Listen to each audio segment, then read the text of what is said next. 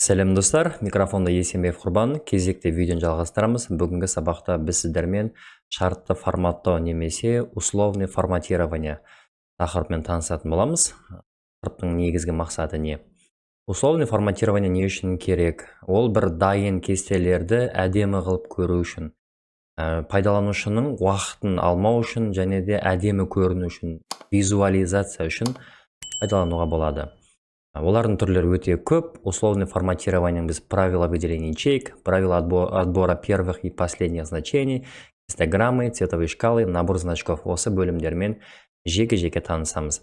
Барлық кестелерде кездейсоқ сандар бар. Сол кездейсоқ сандармен бірінші танысып алайық. Мысалға, бізде қолданған кездейсоқ сандар өте көп. Оларды қалай жасайды? Яғни бірінші бөлім кездейсоқ сандармен жұмыс. Кездейсоқ сандар жасау өте оңай. Тең батырмасын басамызда случ между дегенге тапты басам, диапазон берем 10 мен арасын ажыратам да 120-ның арасындағы кез келген сан деп энтерді басам. Қазір менде 33 болды. Бұл ұяшықта с-ға тартам және с 10-ға дейін тартам. Сөйтейікті бұны формат ячейкаға барып, внешне внутренне қояйық және де стиль таңдайық. Мысалға, бір қызығы, белгілі бір операция орындағаннан кейін бізде кездейсоқ сандар ауысып кетіп отырады. Мысалға, мінекей қазір 16 еді, 17 болды, 59 болды. Әрбір уақытта ауысып отырмау үшін біз былай жасаймыз. Осы тұрғанды көшіріп аламыз. Қазір ауыспаған мән көшіремді. Ставить батырмасын басып, специальный вставканың ішіне значение дегенді басам, и все. Escape. Болды, мен не әрекет жасасам да, болды, кездейсоқ сандар уже жоқ, менде уже көшіріп орнына алғашқы копия болған санды қойдым. Олай болса біз бастаймыз. Правила выделения ячейкті бірінші 60-тан үлкен деп мән берген. Мынау кездейсоқ сан. Осы жерде условный форматированиның ішіне правила выделения ячейк больше дегенді алатын болсақ, программа қалай жұмыс жасайды? А2 мен С10 арасындағы диапазондағы сандардың барлығын қосады да, қанша сан бар соншаға бөледі, средний значениені табады. Қазіргі таңда мендегі ұяшықтар арасындағы средний значениесі 70. Яғни 70-тен үлкен сандарды светло-красный заливкаға бояйды. Яғни қандай сандарды? 70-тен үлкен сандарды. Мен желтый заливкаға боясам болады. Мен зеленый заливкаға боясам болады. Немесе әріптердің өздерін ғана боясам болады.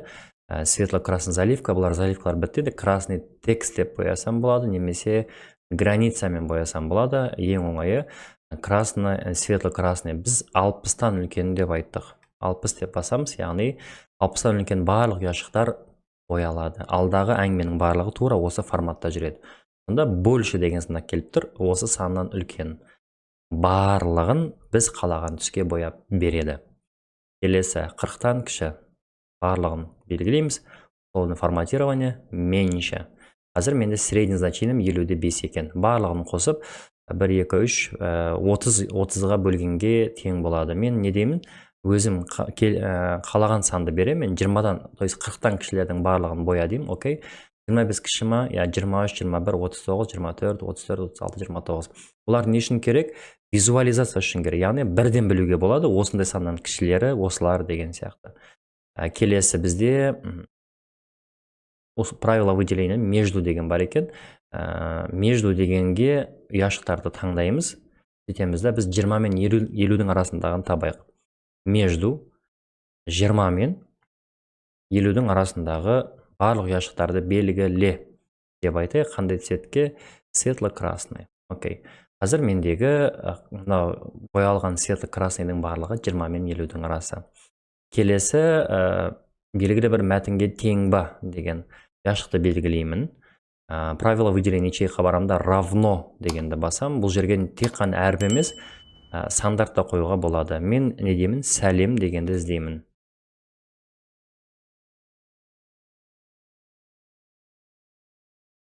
Сәлем.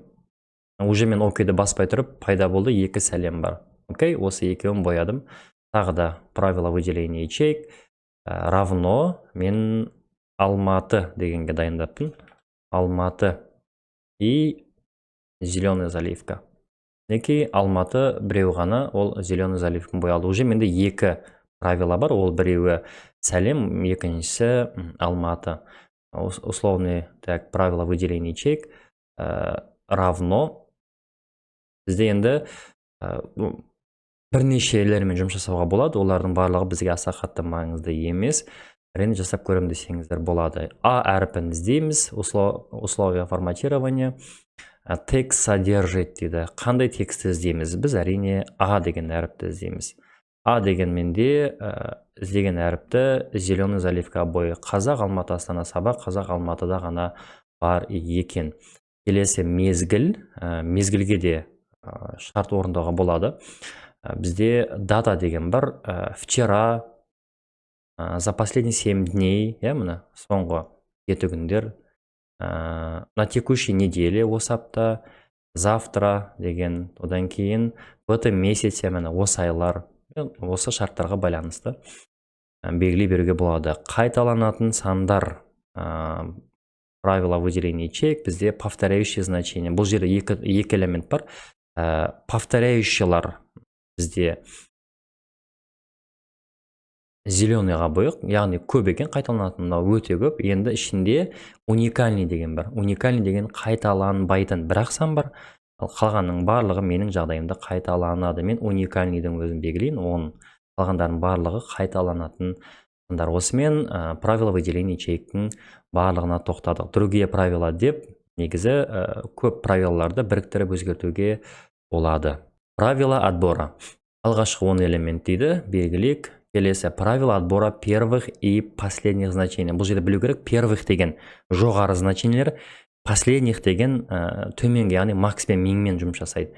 Первый 10 элемент дегенді басайық, бізге енді 10 болмаса да 5 элементті көрейік. Бұлар нелер? Бұлар осы аталғанның ішіндегі ең үлкен 5 элемент. Мінекей біреу ғана дейтін болсам, ол 95, екеу дейтін болсам 93, үшеу дейтін. Яғни первый 10 элемент деген ең алғашқы 3 оң үлкен сандар. Окей. Алғашқы 10%. Условия правила отбора первый 10%. Яғни қанша проценттің үлкендерін қояйық дейді. Біз айтайық, 10% үлкендері, олар 94 пен 74. Яғни барлығы неге шағады? Процентке шағып өзі есептеп береді. Соңғы элемент. Бұл жерде соңғы элемент деп айтылмайды, ол кіші элементтер.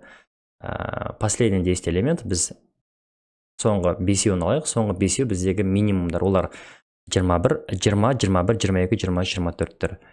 Немесе екеу дейтін болсақ 20 және 21. Яғни последний элемент деген ол соңғы минимумдар. 5-еу. Окей. Соңғы 10% деген бұл да солай. Яғни соңғы 10%-терді есептейді. Олар 27 мен 26. Мынадағы соңғы үлкені, алғашқы үлке 96 мен 74 еді. Орташадан жоғары деген бар екен. Ол жерде біз значение бере алмаймыз. Выше среднего деген ол барлығын алады да. Қанша яшық бар? 30 яшық па, 30 яшыққа бөліп выше среднего. 30-дан үлкен, яғни сол сандардың білмеймін мына жердегі средний значение қанша екен, соны біліп алғаннан кейін, болмаса былай көріп алайық. Средний значениені больше деп алайық. Қазір бізде 54 екен, 54 просто біліп алайық.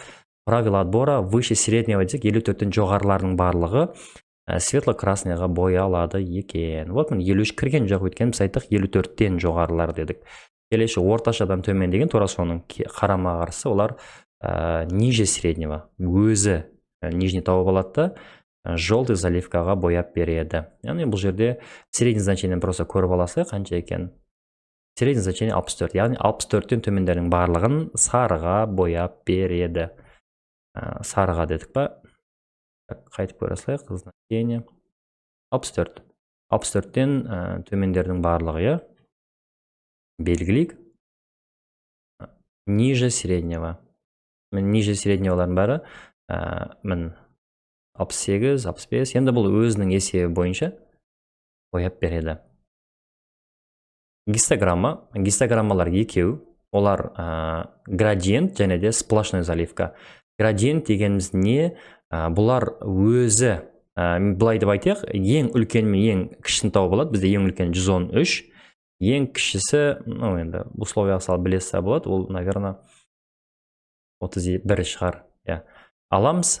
условное форматирование, гистограмма. Уже маған айту қиын болып жатыр да. Ал егер мені гистограммаға салып, соның ішінде кез келген біреуіне сала салатын болса, менің жағдайымда градиентный заливкаға, красныйға беретін болсам, красный гистограммаға беретін болсам, уже максимум менде ол 113, минимум менде мінеке 31 уже, то есть или 28 наглядно көрініп тұр.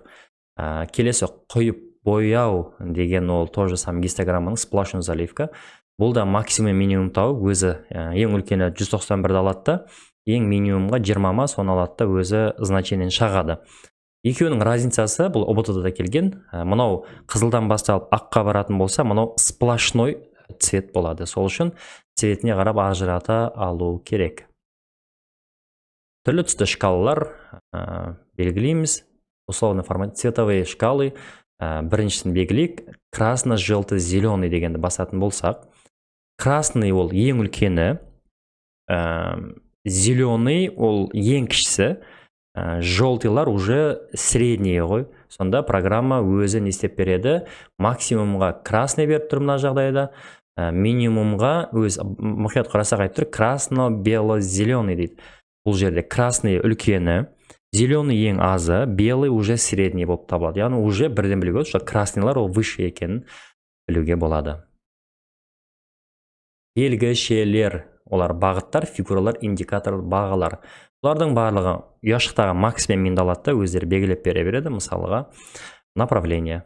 Мінекей ниже болып тұрғандар. Уже зеленый это вверх, красный это ниже, яғни минимумы, желтый это уже, яғни оңға бағытталған, ол средний деген сөз. Бірден осылай біле беруге болады екен. Уже төмен түсіп жатыр, средний, мынау уже жоғары деген сияқты. Келесі фигуралар дейді. Набор значков, фигураларға міне зеленый это жоғары, красный это төмен, желтый это уже ортасы деген сөз, между да. Осылай кез келген түске бояуға болады. Так, условное форматирование. Изменение правил деген болу керек еді ғой. Другие правила. Вот мысалға керек болса, біз екеуін ғана қойсақ болады. Ол үшін мынаған не дейміз? Нет значение ячейка дейтін болсақ, окейді бассам, не берді? Тек максимум, минимум, максимум жасылда, минимум қызылда. Осылай екеуін, үшеуін өзіміз ала берсек болады екен. Келесі набор значков, индикаторлар, понятно, что окей дегендер вышелар, средний лепелгер это уже аз деген сөз, X-тар уже ниже деген сөз, бағалар, бұлар уже антенның знактарын қойға болады, или жұлдызшалар, проценттер, кубиктер, антенндер қоя берсек болады. Чем выше антенна, тем уже максимальный, тем ниже антенна, это тем минимальный деген сөз. Осымен бүгінгі сабақта сіздермен условное форматирование, правила выделения ячеек, правила отбора первых и последних значений, первых вверх, последний это ниже, гистограмма, цветовая шкала және набор значколармен таныстық. Сіздермен бірге болған Есенбек Құрбан. Келесі видеоларда жүздескенше сау саламатта болыңыздар.